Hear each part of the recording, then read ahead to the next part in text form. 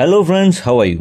నువ్వు దేవుడి గురించి ఎక్కడో వెతకనక్కర్లేదు. వెతికితే ప్రతి మనిషిలో, ప్రతి ప్రాణిలో, చెట్టులో, పొట్టలో దేవుడు ఉన్నాడని చెబుతోంది మన ధర్మం. మనం మన ధర్మాన్ని పాటిస్తున్నాం. ఇంకా నువ్వు నిజంగా దైవ సాక్షాత్కారం కావాలంటే నీలోనే దేవుడున్నాడు, నీలో దేవుణ్ణి నువ్వు చూడగలిగిన నాడు నీకు మోక్షం తథ్యం అని చెబుతాయి మన వేదాలు. మన వేదాలు చెప్పినట్లే హిందువులు ఇతరులను, ఇతర మతాలను సమభావంతో చూస్తారు. కానీ చాలా మంది హిందువుల మంచితనాన్ని చేతకానితనంగా పరిగణించి ఎందరో మన దేశం మీద దండయాత్రలు చేశారు, ఇప్పటికీ చేస్తూనే ఉన్నారు. వీళ్ళు మనవాళ్ళు అనుకోండి, కానీ చరిత్రలో ఏ దేశం మీద దండయాత్ర చేయని ఏకైక దేశం మన భారతదేశం. ఆ రోజు నుండి ఈ రోజు వరకు ప్రపంచ శాంతి కోసం పాకులాడే దేశం మన భారతదేశం. మన దేశంలో ఉన్నన్ని మతాలు, జాతులు, కులాలు ఏ దేశంలోనూ లేవు. భిన్నత్వంలో ఏకత్వం అనే నినాదంతో ముందుకు వెళుతున్నాం. ఇంత సజావుగా ఇది సాగడానికి ఇక్కడ మెజారిటీ ప్రజలు హిందువులు కావడం, వారి వల్ల ఇది సాధ్యపడింది. కానీ హిందూ మెజారిటీ ఉన్న దేశంలో హిందువులకు, హిందూ దేవాలయాలకు రక్షణ లేకుండా పోయిందనేది జగమెరిగిన సత్యం. మొన్నటికి మొన్న వైసీపీ పాలనలో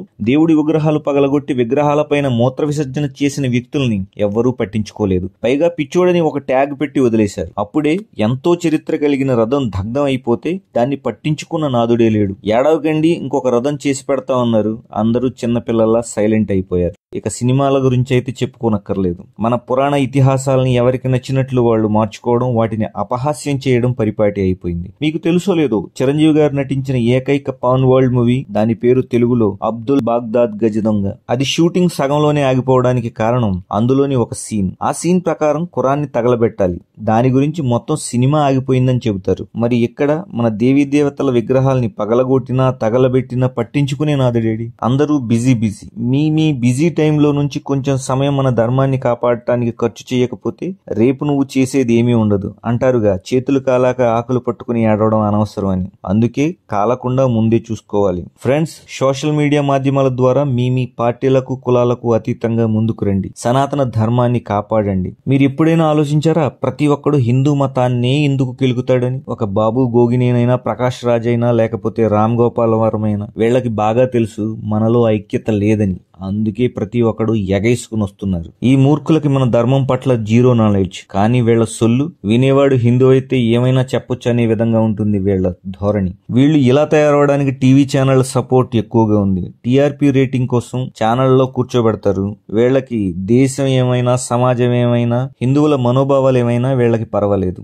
వీళ్ళకి కావాల్సింది టీఆర్పీ రేటింగ్. మీరే చూడండి, హిందూ దేవీ దేవతల గురించి, భగవద్గీత గురించి ఏదైనా డౌట్ ఉంటే అది వాటి గురించి క్షుణ్ణంగా తెలిసిన వారిని అడగాలి. కానీ బాబు గోగినేనైనా అతన్ని తీసుకొచ్చి కూర్చోబెడతారు. ఎందుకు? టీఆర్పీ రేటింగ్ కోసం. టీవీ ఛానల్స్ కి ఒక్క మాట, మీకు డబ్బులే కావాలనుకుంటే చాలా రకాలుగా సంపాదించవచ్చు. ఇలా శవాలపైన పేలాలు ఏరుకోకండి ప్లీజ్. ఇక మన హిందువులు ఇంత జరుగుతుంటే చోద్యం చూస్తూ వాళ్ళ పాపాన వాళ్లే పోతారని కూర్చుంటున్నారు. ఫ్రెండ్స్, మనకి స్వతంత్రం ఇంట్లో కూర్చుంటే రాలేదు. ఎందరో మహానుభావుల త్యాగఫలం మన ఈ స్వాతంత్ర్యం. అలాగే ఇప్పుడు మనం నడుం బిగించి మన సనాతనాన్ని కాపాడుకోవాలి. మీకు తెలుసో లేదో, ఎందరో మన సనాతనాన్ని కాపాడటానికి వాళ్ళ ప్రాణాలని తృణప్రాయంగా బలి ఇచ్చారు. అందుకే మనం ఇంకా మన ఉనికిని కోల్పోలేదు. బాగా గుర్తు పెట్టుకోండి ఫ్రెండ్స్, కొన్నాళ్లు పోతే మీ ఇంట్లో మీరు పూజ చేసుకోవాలన్నా పర్మిషన్ తీసుకుని చేసుకోవాల్సిన రోజు వస్తుంది. తస్మాత్ జాగ్రత్త. ఎప్పటి మాటో ఎందుకు, ఇప్పుడు జరిగిన ఉదాంతం చూడండి. తిరుమల లడ్డూలో కల్తీ జరిగిందని అంటే నిమ్మకు నీరెత్తినట్లు కూర్చున్నారు. ఒక్కరైనా దీని గురించి స్పందిస్తున్నారా? మనం స్పందించకపోవడంతో ప్రతి వేస్ట్ గాడు మన డిప్యూటీ సీఎం పవన్ కళ్యాణ్ గారిని అనేవాడే. ఒకడేమో పవన్ కళ్యాణ్ తన డిప్యూటీ సీఎం పోస్ట్ కి రాజీనామా చేయాలంటాడు, ఒకడేమో డ్రామా అంటాడు, ఒకడేమో పందికోవే గొప్పదంటాడు. అసలు అపోజిషన్ నాయకుల్లో ప్రస్తుత ప్రభుత్వాన్ని ఏదో అనాలనే తపన కనపడుతుంది గాని తప్పు జరిగిందనే భావన లేదు. నువ్వు ఒక హిందువే కదా, ఎవడరా మీకు 350 రూపాయలకి కిలో ఆవు నెయ్యి ఇచ్చే పోటుగాడని అడగాలనిపించట్లేదా? తిరుమలలో డబ్బులకు కొదవచ్చిందా? అంత తక్కువ రేటుకి నెయ్యందుకు కొన్నావరా అని అడగాలనిపించట్లేదా? భక్తులు ఇచ్చే సొమ్ముని దొబ్బి తిని స్వామివారికి, అక్కడికి వచ్చే భక్తులకి నాసిరకం ప్రసాదం పెట్టి ఏం మెసేజ్ ఇవ్వాలనుకుంటున్నారా అని అడగాలనిపించట్లేదా? చెప్పండి. మంచివాడి శాంతి సమాజానికి అశాంతిని మిగులుస్తుందని గుర్తుపెట్టుకోండి ఫ్రెండ్స్. చెయ్యి కలపండి, మన సనాతనాన్ని కాపాడండి. మన కోసం, మన సనాతన ధర్మం కోసం ముందుకొచ్చిన మన డిప్యూటీ సీఎం పవన్ కళ్యాణ్ గారికి మీ సపోర్ట్ అందించండి. మొత్తం ట్విట్టర్ లో, ఇతర సోషల్ మీడియా మాధ్యమాల్లో మీ అభిప్రాయాల్ని కొండ బద్దలు కొట్టినట్లు చెప్పండి. మన హిందువుల ఐకమత్యంతో ఎవడైనా మన వైపు చూడాలంటే 10 సార్లు ఆలోచించేలా చేయండి. సర్వే జనా సుఖినో భవంతు. Thank you friends, thank you so much. ఈ వీడియో కనుక మీకు నచ్చినట్లయితే లైక్ చేయండి, షేర్ చేయండి, సబ్స్క్రైబ్ చేయండి. Stay tune జీకేబీ world all in all.